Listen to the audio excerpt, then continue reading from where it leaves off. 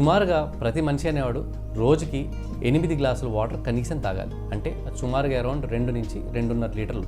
2 నుంచి 2.5 లీటర్లు మనం సరైన మోతాదులో సరైన టైంలో తీసుకోకపోవడం వల్ల మనకు వచ్చే కొన్ని కష్టాలు ఉంటాయి.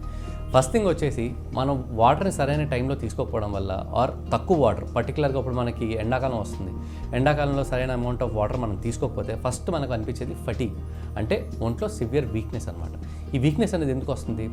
మనకి ఫస్ట్ జరిగేది ఏంటి, ఒక వాటర్ తక్కువ తీసుకోవడం వల్ల రక్తం అనేది కొంచెం థిక్ అయిపోతుంది అనమాట. ఈ రక్తం అంతా మనకి బాడీ లోపల పంప్ చేసే ఆర్గన్ ఏదైతే ఉంటుందో అది గుండె, హార్ట్. సో హార్ట్ మీద ఎక్కువ ఎఫెక్ట్ పడుతుంది వాటర్ అనేది తక్కువ అవడం వల్ల. సో ఈ హార్ట్ అనేది మొత్తం, అంటే మనకి ఈ వేలి చివరి దాకా అనుకోండి, లేకపోతే ఈ మూల వరకు అనుకోండి, మొత్తం హార్టే పంప్ చేయాలి మనకు రక్తాన్ని. సో ఈ హార్ట్ మనకు సరైన పంపింగ్ చేయకపోయినప్పుడు అప్పుడు మనకి అందుకోసం ఒంట్లో సివియర్ వీక్నెస్ అనేది అనిపిస్తూ ఉంటుంది. The same point of time ఇది ఒకటే కాకుండా ఎవరైతే వాటర్ తక్కువగా తీసుకుంటారో వీళ్ళకి మూత్రపిండాలకు సంబంధించి లేదంటే యూరిన్కి సంబంధించి ఇన్ఫెక్షన్స్ మనం చాలా కామన్గా చూస్తూ ఉంటాం. వాటర్ తక్కువ అయిపోవడం వల్ల మూత్రపిండాలు ఏంటంటే ప్రతి గంట ప్రతి నిమిషం అది ఫిల్టర్ చేస్తూనే ఉండాలి, వాటర్ని బయటికి పంపిస్తూనే ఉండాలి.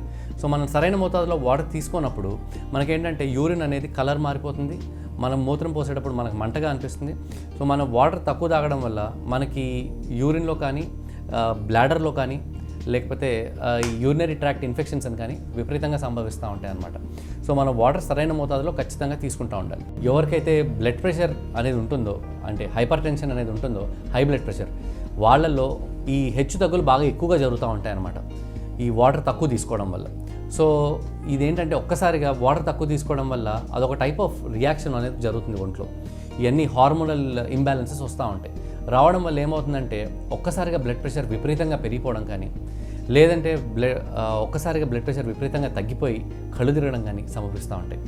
ఇవన్నీ ఏంటంటే ఒంట్లో సాల్ట్, వాటర్ మీద డిపెండ్ అవుతూ ఉంటుందన్నమాట. సో సరైన మోతాదులో వాటర్ తీసుకోవడం చాలా ఇంపార్టెంట్. ఇదొకటే కాదండి, మనకు దీనికి ఎవరికైతే కొంచెం స్పైసీ ఫుడ్ తీసుకుంటూ ఉంటారు, అంటే కొంచెం కారం ఎక్కువ ఉన్న ఫుడ్ ఏదో తీసుకుంటూ ఉంటారు, వీళ్ళకి పర్టికులర్గా అల్సర్ అనేది సంభవించవచ్చు అనమాట కడుపులో. ఈ వాటర్ తక్కువ తీసుకోవడం వల్ల పర్టికులర్గా ఇది లింక్ ఉంది అని చెప్పి ప్రూవ్ చేయడం జరిగింది. సో వాటర్ మనం కనీసం నీళ్లు 2.5 లీటర్లు తీసుకున్న వాళ్ళల్లో ఈ డైజెషన్కి సంబంధించిన వ్యాధులన్నీ తక్కువగా ఉంటాయి.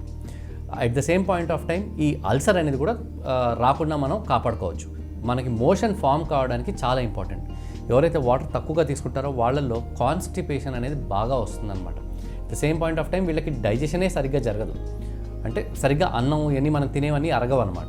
సో వీళ్ళకి సరైన మోతాదులో ఖచ్చితంగా వీళ్ళు వాటర్ తీసుకోవాలి. లేదంటే రోజుకి ఒకసారి కూడా మోషన్ పాస్ చేయకుండా అప్పుడప్పుడు కొంతమంది వీళ్ళకి 3 నుంచి 4 రోజుల వరకు మోషనే పాస్ చేయరు. సో మోషన్ పాస్ చేసేటప్పుడు మోషన్లో రక్తం ఇలాంటివి పడతా ఉంటాయి. సో అందుకోసం వీళ్ళకి అన్నం సరిగ్గా అరగాలి అంటే ఆర్ మోషన్ సరైన టైంకి పాస్ చేయాలి అంటే ఖచ్చితంగా వీళ్ళు వాటర్ సరైన టైంకి తీసుకోవాలి. సో వాటర్ సరైన మోతాదులో తీసుకోవడం, సరైన మంచినీరు తీసుకోవడం, సరైన సమయంలో తీసుకోవడం చాలా ఇంపార్టెంట్.